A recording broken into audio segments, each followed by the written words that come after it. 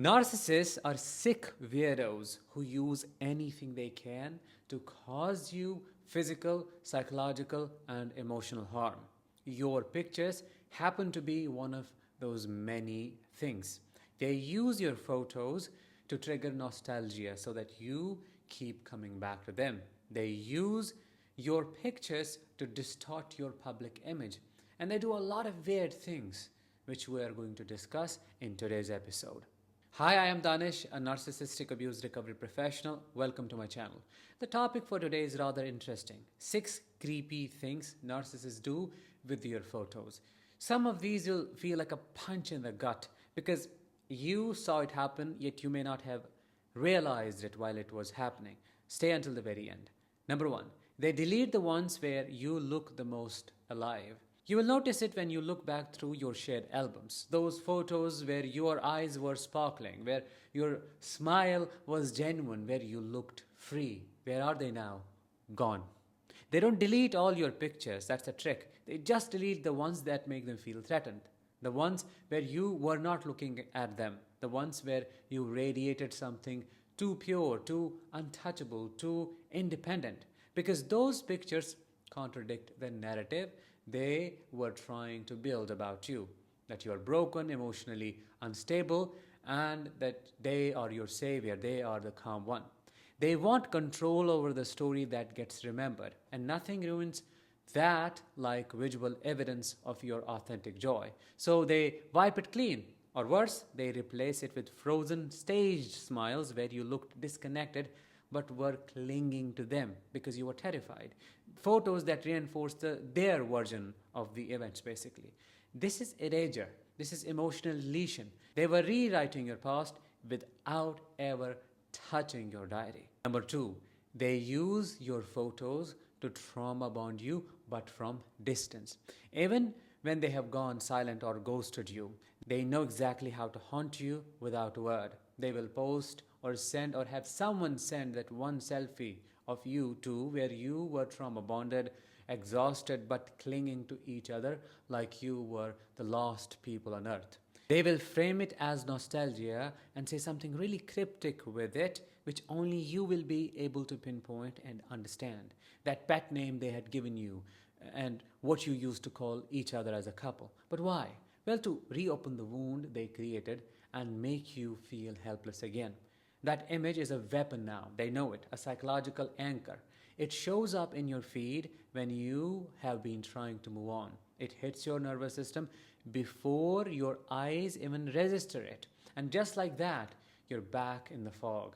Your body starts remembering what your brain is trying to forget. You're shaking, crying, surprised by all the grief you feel, and in no time, you find yourself back in their messages, trying to justify yourself. None of this is sentimental. You need to remember this. It is emotional sabotage dressed as longing. They know exactly how to pull your soul back through a screen.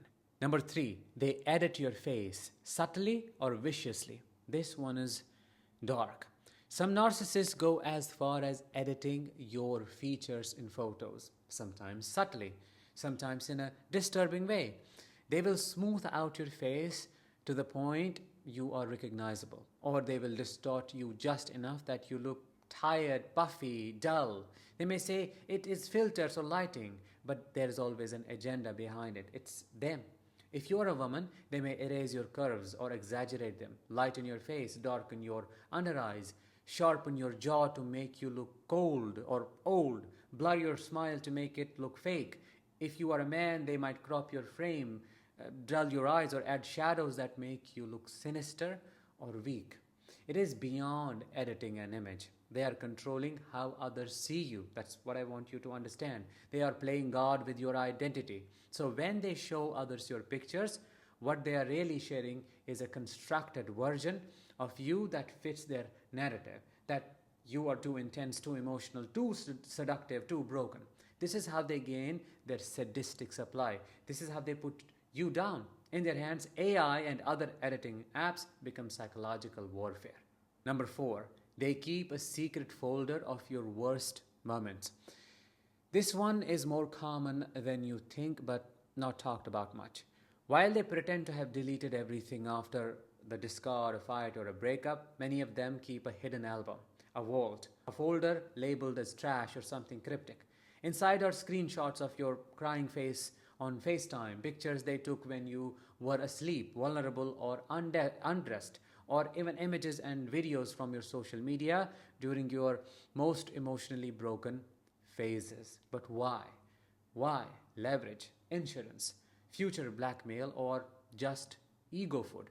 Sometimes they never use these images, but the fact that they have them gives them a sense of power. It is a silent threat hanging in the air, and they know you would never feel safe knowing that those digital ghosts exist in their phone, in their cloud, in their sick little kingdom of control.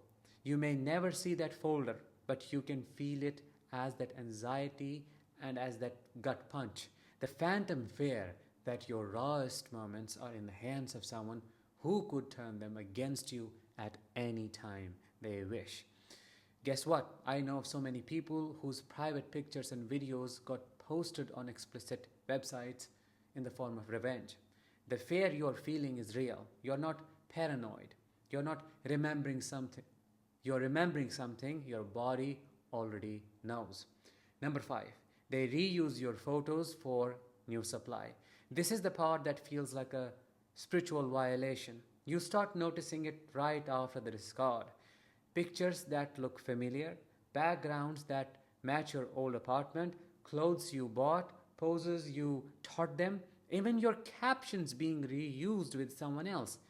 Then it hits you. They're building the exact same relationship with someone new using the same template they used with you. Sometimes they even reuse the photos with you in them, cropping your face out, blurring it, or posting it in black and white to make it look artsy. Other times they mimic the angles and aesthetics of your pictures with their new partner. Same spots, same smiles, same everything, like you were never a person, just a prototype of some kind. This is how they harvest you. I say they never forget you. This is what I mean. They keep you alive through their new lifestyle. Basically, they steal your essence, your moments, and then use them to make someone else feel special, which is another form of betrayal. And then it becomes the new supply's turn to be erased, copied, or cropped out. Number 6, your photos in their phone still hurt you without you knowing why. You see, energy lingers. I talk about energy all the time. Even if they never post the photos again, even if you have blocked them, deleted the shared drives, and scrubbed your old profile, those pictures do not just vanish. Your nervous system still remembers what it felt like to be turned into an object, a trophy, a possession. There is a reason you get a headache when someone mentions their name.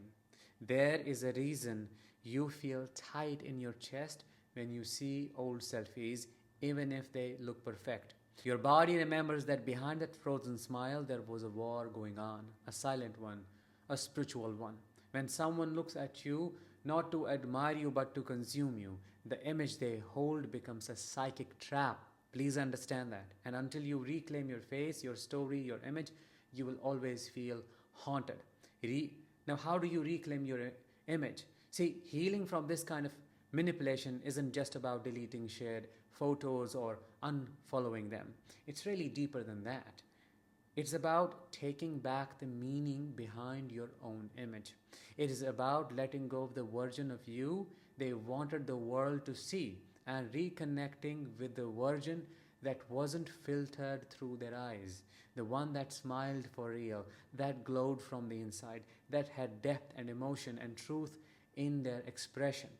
What I'm talking about you reclaiming your image, yourself, by taking new photos on your own and on your terms, by owning your story in every frame, by refusing to let your past be told in their captions, their filters, their timelines. Your face belongs to you now, and it always did. They just made you forget, and I am here to help you remember.